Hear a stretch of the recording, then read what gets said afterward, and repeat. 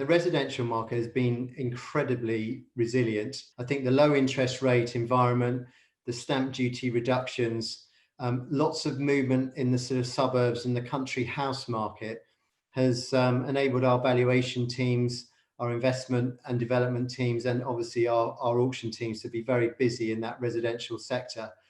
And of course, build to rent, fast growing area, has now really come into its own. We were approached before last December as part of a merger, so Bovis Homes and Galliford Tribe Partnerships.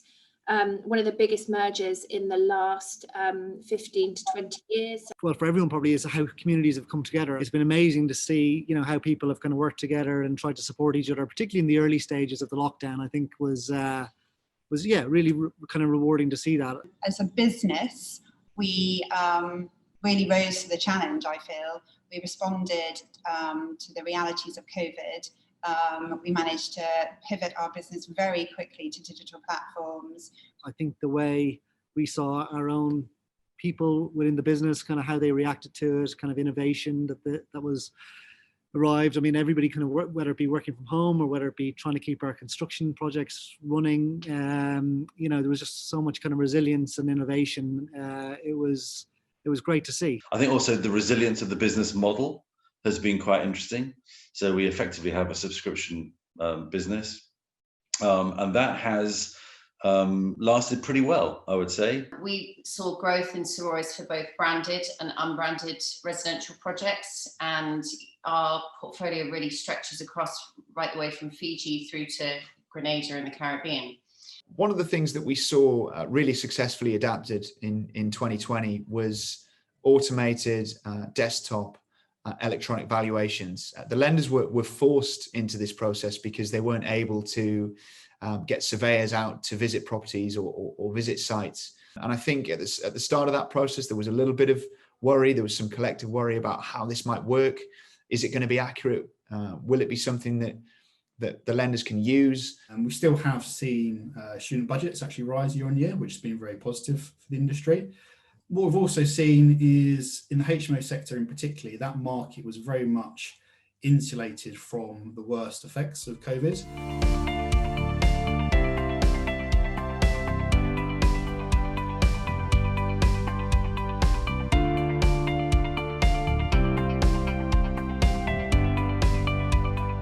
The challenges are probably more obvious. I think it's been an incredibly uncertain year. We were all trying to get to know each other and become part of a One Vistry group.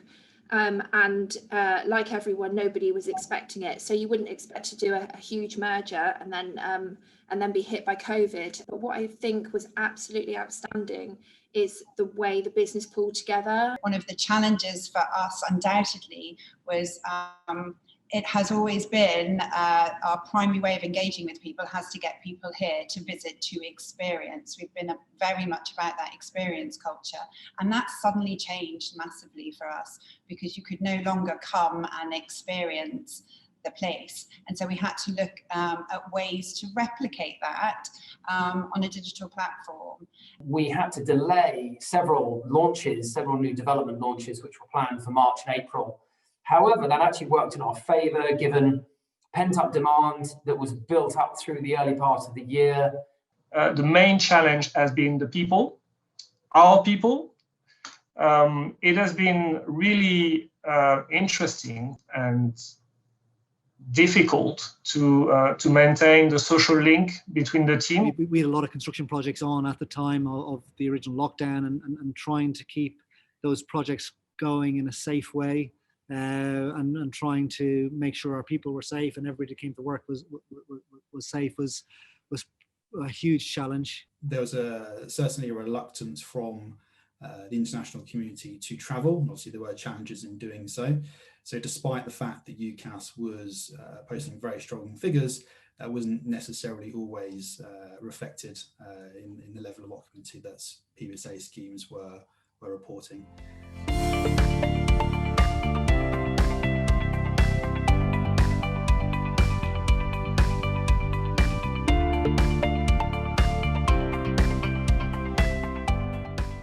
We sit in both camps, so I think the Resi will begin to pick up quicker.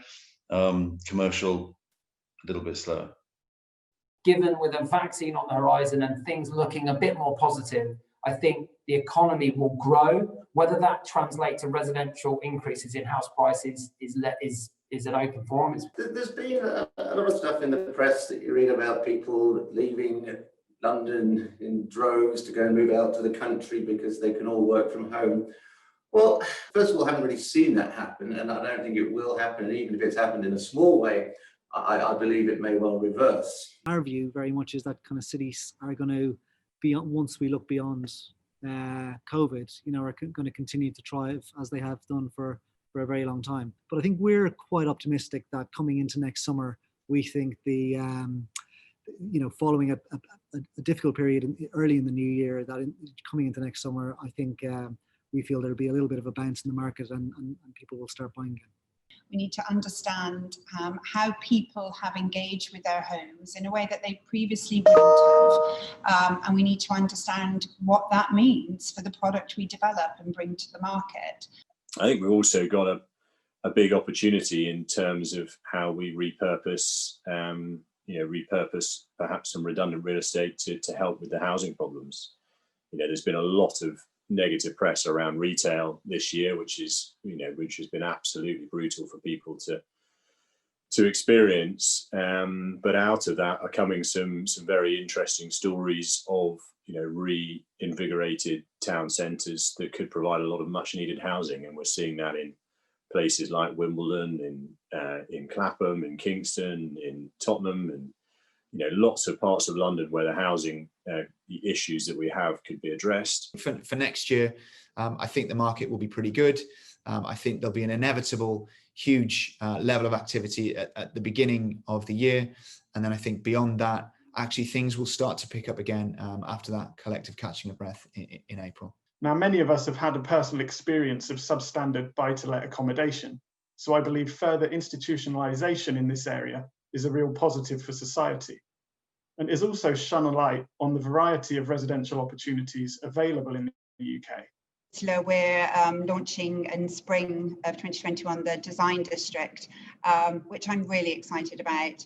The creative industries has been really badly affected by COVID and this last year, and actually the importance of providing a permanent home for creatives in London, well, it's never been so important. On the PRS side, the difference in rent collection as a comparison with commercial property has been a real bonus for that sector. We're no longer seeing developments just being limited to city centres.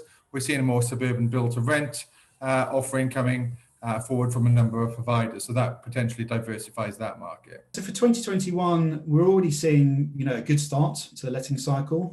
So that technically started in October this year, and for the HMO sector in particular, it's got off to a very good start. We're seeing a lot of demand for accommodation. It seems to be the case that students are not being deterred from booking and are not being deterred from clusters or shared living. So we're seeing more interest in later living, in affordable housing as an investable asset, and that's really as a result of the Letwin review. With our European and international projects, we've certainly seen a shift in demand for a more lifestyle-based proposition. So whether that's amenities, the great outdoors, community living, it certainly has been a shift change over the past year.